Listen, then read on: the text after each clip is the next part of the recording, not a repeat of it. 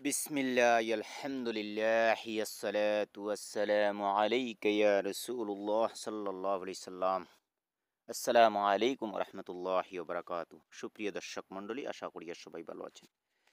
সর্বপ্রথম শুরু করব রব্বি ইশরাহ লি সাদরি ওয়া ইয়াসসির লি আমরি ওয়াহলুল উকদাতাম মিন লিসানি ইয়াফকাহু কওলি। আলহামদুলিল্লাহ ওয়াসসালাতু ওয়াসসালাম আলা রাসূলিল্লাহ ওয়া আলা আলিহি ওয়া সাহবিহি আজমাইন, আম্মা বাদ। নবীজির নাম দিয়ে শুরু করার চেষ্টা করি। হজরত মোহাম্মদ সাল্লাল্লাহু আলাইহি সাল্লাম 570 খ্রিস্টাব্দে জন্মগ্রহণ করেন। তখন কোনো হিজরির ব্যবস্থা ছিল না। যাই হোক, এবারে ইসলামিক ইতিহাস নিয়ে সংক্ষিপ্ত আলোচনা করার চেষ্টা করব। আমাদের এই ছোট্ট ভিডিওটি দর্শক আপনারা শেষ পর্যন্ত দেখার চেষ্টা করবেন। আশা করছি আপনাদের ভালো লাগবে। আর ভুল ত্রুটি ক্ষমার দৃষ্টিতে দেখবেন। যেখানে ভুল হয়ে যাবে আপনারা মার্জনা করে দেবেন।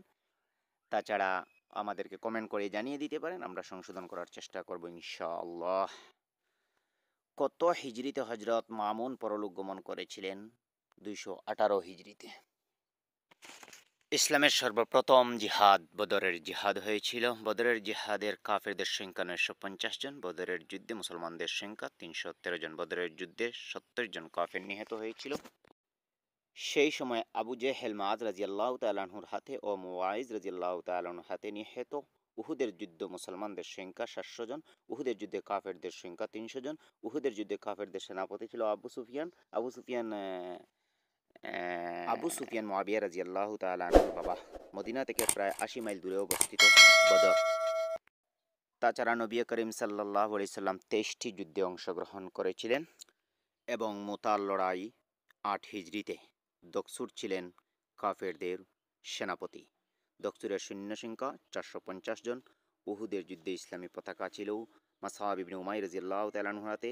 হুদায়বিয়া সন্ধি 6 হিজরিতে হয়েছিল। বায়াতে রেজওয়ান মুসলমানদের সংখ্যা 1400 জন। বায়াতে রেজওয়ান একবার হয়েছিল, বায়াত হয়েছিল নবীজির হাতে হাত ধরিয়া বায়াত হয়েছিল, তখন 1400 জন। 12 হিজরিতে ইরাক মুসলিমের অধীনে হস্তগত হয়েছে। হজরত খালিদ ইবনে ওয়ালিদ রাদিয়াল্লাহু তাআলা আনহুর নেতৃত্বে দামেস্কে মুসলিমরা প্রবেশ করেছিল। হজরত উমর ফারুক রাদিয়াল্লাহু তাআলা আনহুর রাজত্বকাল 10 বছর 6 মাস। 16 হিজরিতে বায়তুল মুকাদ্দাস মুসলমানদের আয়ত্তে আইছে। আবার 16 হিজরিতে মুসলিম বিশ্বের সম্রাট আসলা, রাজা আসলা হযরত উমর ফারুক রাদিয়াল্লাহু তাআলা আনহু। উমর ফারুক রাজত্বকালে বায়তুল মুকাদ্দাস মুসলমানদের আয়ত্তে আইছে। তাই 16 হিজরিত মানে মুসলিম বিশ্বের সম্রাট হওয়ার অর্থ হইল তাই খুলাফায়ে রাশিদিনের সময় পুরা পৃথিবী ও খলিফার আন্ডারে আসলো। হজরত উসমান গনি রাদিয়াল্লাহু তাআলা আনহুর খিলাফত কাল হইল 11 বছর 11 মাস 8 দিন। হজরত উসমান গনি রাদিয়াল্লাহু তাআলা আনহুর শহীদ করছিল কানানা ইবনে বশির। হজরত আলী রাদিয়াল্লাহু তাআলা আনহুর রাজত্বকাল 4 বছর। ইরানের রাজধানী মুসলমানদের দখলে 16 হিজরিতে এসেছিল। হজরত আবদুল্লাহ ইবনে জুবাইর রাদিয়াল্লাহু তাআলা আনহু ছিলা হজরত উম্মে আসিম এর ছেলে, মক্কার শাসক। তিনি 92 হিজরিতে শহীদ হয়েছিলেন। দর্শক, আমরা এ কথা অনেকের জানা আছে কি না, উলামায়ে কেরামর বিস্তারিত বিষয়ে জানা আছে যে 100 হিজরি সন পর্যন্ত নবীজির সাহাবী অকল দুনিয়ার জমিনও জীবিত আসলা। হজরত মুআবিয়া রাদিয়াল্লাহু তাআলা আনহুর ছেলে এজিদ 64 হিজরিতে মৃত্যুবরণ করেছিল। জমল যুদ্ধের ইতি হয়েছিল 657 খ্রিস্টাব্দে। কার নেতৃত্বে এই আক্রমণ হয়েছিল? এজিদ ইবনে মুআবিয়ার নেতৃত্বে। 662 সালে মুসলমানরা কেস্তন্তনিয়া আক্রমণ করেছিল, অর্থাৎ 39 হিজরি সনে কেস্তন্তনিয়া মুসলমান আক্রমণ করেছিল। সুপ্রিয় দর্শক, আমি আরও একটা ইনফরমেশন আপনারা দিয়ে রাখি। হজরত আইয়ুব আনসারির কবরিস্তান কেস্তন্তনিয়ায়। যে আইয়ুব আনসারির বাড়িত হিজরত করিয়া নবী প্রথম গিয়া মদিনাত উঠিসলা, ও আইয়ুব আনসারির বাড়ি হইল কেস্তন্তনিয়ায়, খবর হইল কেস্তন্তনিয়ায়। হজরত মুআবিয়া রাদিয়াল্লাহু তাআলা আনহু 18 হিজরিতে দামেস্কের গভর্নর হয়েছিলেন। ইবনে মজলুম কে ছিল? ইবনে মজলুম অর্থাৎ হজরত আলী রাদিয়াল্লাহু তাআলা আনহুর হত্যাকারীকে ইবনে মজলুম হওয়া হয়। হজরত আবু বকর সিদ্দিক রাদিয়াল্লাহু তাআলা আনহুর খিলাফত কাল আসলো মাত্র 2 বছর। প্রথম খলিফা হজরত আবু বকর সিদ্দিক। হজরত হুসাইন রাদিয়াল্লাহু তাআলা আনহুকে কত হিজরিতে শাহাদত বরণ করেছিলেন? তাই 61 হিজরি সনে হুসাইন রাদিয়াল্লাহু তাআলা আনহু শাহাদত বরণ করছেন। হজরত আমির মুআবিয়া রাদিয়াল্লাহু তাআলা আনহু 680 খ্রিস্টাব্দে মৃত্যুবরণ করেছিলেন। অর্থাৎ 57 হিজরি সনে।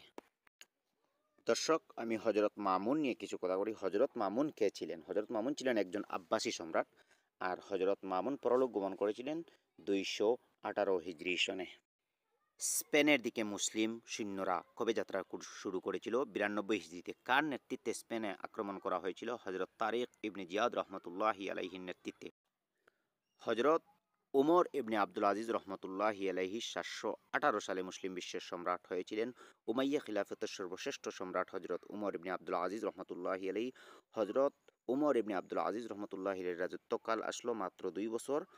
নবী করিম সাল্লাল্লাহু আলাইহি ওয়াসাল্লামের দন্ত মুবারক শহীদ হয়েছিল উহুদের যুদ্ধে। হজরত আমির হামজা রাজিয়াল্লাহু তাআলা আনহু উহুদের যুদ্ধে শহীদ হয়েছিলেন। উমাইয়া খিলাফতের প্রতিষ্ঠাতা হজরত আমির মুআবিয়া রাজিয়াল্লাহু তাআলা আনহু।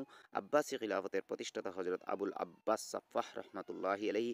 আব্বাসী খিলাফতের দ্বিতীয় নেতা হজরত আবু জাফর মনসুর রহমাতুল্লাহি আলাইহি। হজরত আমিন রহমাতুল্লাহি আলাইহি কে ছিলেন? হজরত আমিন রহমাতুল্লাহি আলাইহি আব্বাসী সম্রাটের হারুনুর রশিদের পুত্র।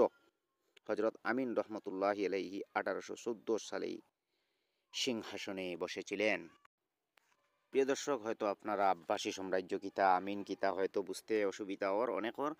আব্বাসী সাম্রাজ্যের পতন কবে শুরু হয়েছিল? হজরত মুতাওয়াক্কিল রহমতুল্লাহি আলাইহির হত্যার পর। হজরত মুতাওয়াক্কিল কত হিজরিতে শহীদ হয়েছিলেন? 249 হিজরিতে।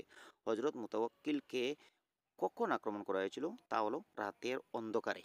আব্বাসী সেনারা 146 হিজরিতে স্পেনে হঠাৎ করে আক্রমণ করেছিল। তাছাড়া হজরত উমর ফারুক রাজিয়াল্লাহু তাআলা আনহুর আমলে মিশরে মুসলমানের বিজয় হয়েছিল। সেনাপতি হজরত আমর ইবনে আস রাজিয়াল্লাহু তাআলার নেতৃত্বে মিশর বিজয় হয়েছিল এবং আহমদ ইবনে তুলুন ওইলা তুলুনিয়া সাম্রাজ্যের প্রতিষ্ঠাতা তাইন। তুলুনিয়া সাম্রাজ্যের প্রতিষ্ঠা করছেন আহমদ ইবনে তুলুন।